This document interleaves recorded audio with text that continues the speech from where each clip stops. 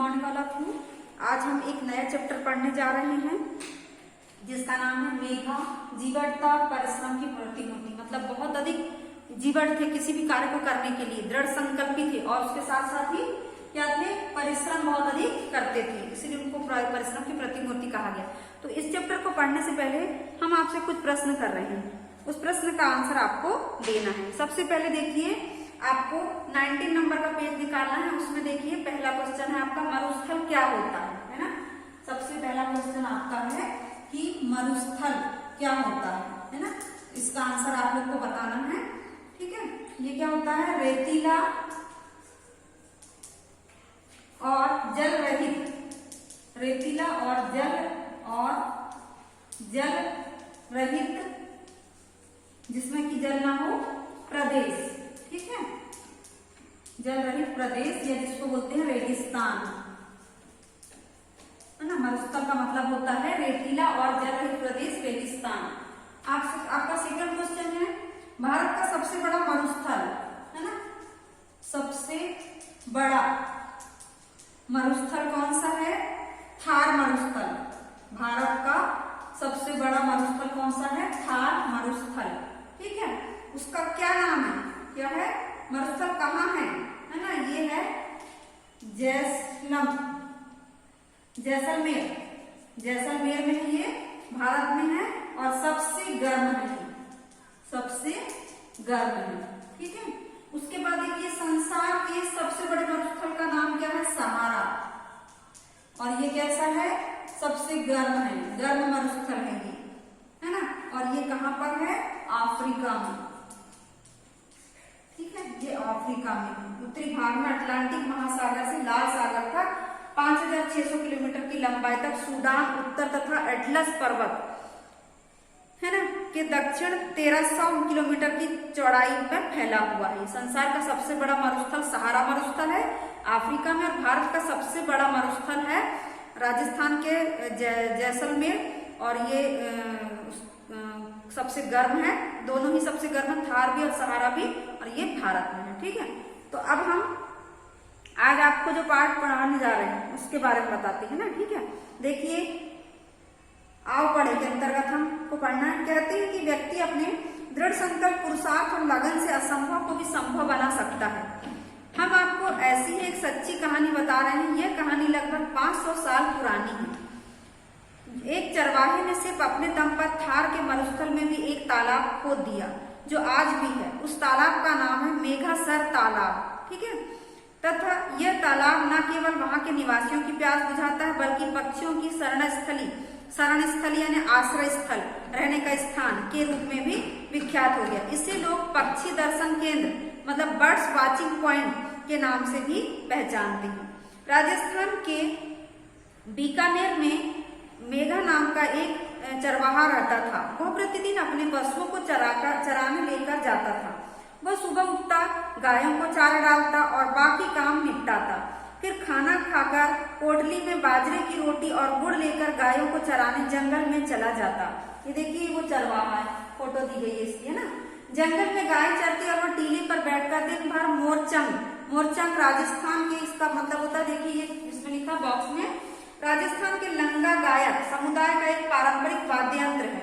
यह एक लोहे का यंत्र है जो काफी छोटा होता है तथा कैची जैसा दिखाई देता है, ऐसे पियानो जिसको अपन बोलते हैं, छोटा सा रहता है जो बजाते हैं, उस प्रकार का बजाता। और ये क्या कर रहा, देखिए बजा रहा है ना, और भजन गाता रहता। अन्य चरवाहे भी उसके वाद्य और संगीत को सुनकर अपना मनोरंजन करते थे, यानी जो दूसरे चराने वाले थे चरवाहे लोग, वो भी इसके गीत सुनते और मनोरंजन करते।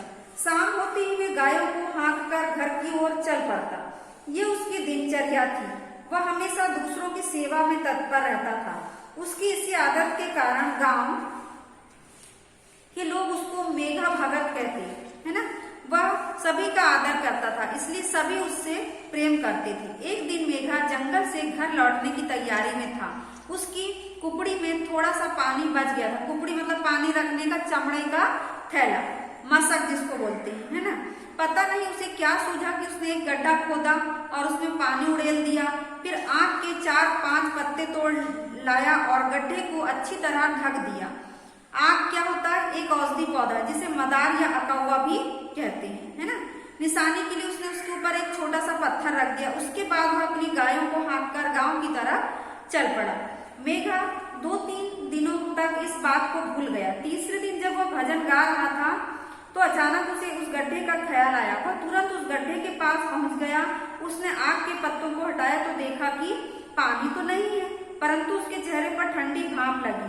उसके मस्तिष्क में कुछ तेजी से कौंधा और वह विचारमग्न होकर उसके दिमाग में यह बात आई कि जब वह 1/4 कुकड़ी पानी से यहाँ नमी रह सकती है तो इस जमीन का तालाब भी बन सकता है। वह पास ही खेजड़ी पर बैठ गया और गांव की खुशहाली के सपनों में खो गया। खेजड़ी या समी एक प्रकार का पेड़ होता है जिसमें बबूल की तरह कांटे होते हैं। ये बहुत ही पवित्र माना जाता है। उसके बाद क्या हुआ देखिए, शाम को जब वो घर लौटा तो गांव वालों को उसने सारी बात बताई।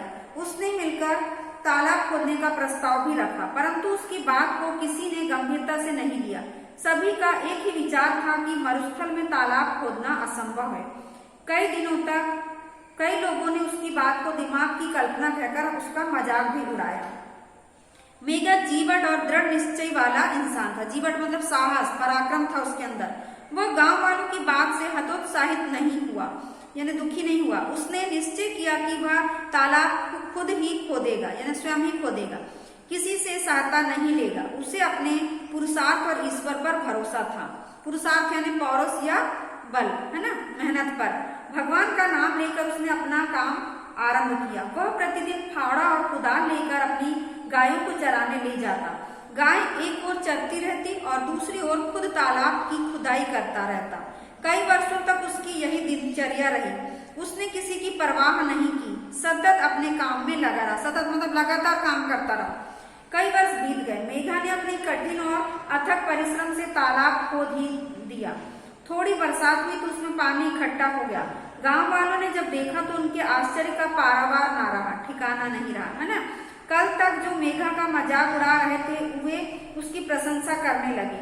उन्हें तालाब में अपनी खुशहाली दिखाई देने लगी। सबने उसका साथ देने का निर्णय किया। सभी उसके साथ तालाब खोदने में जुट गए। ये काम लगातार 12 वर्षों तक चलता रहा। तालाब खोदने का काम पूरा हो चुका था, थोड़ा काम बाकी था। इसी दौरान एक दिन दुखद घटना हुई और मेघा की मृत्यु हो गई, मतलब मर गया वो।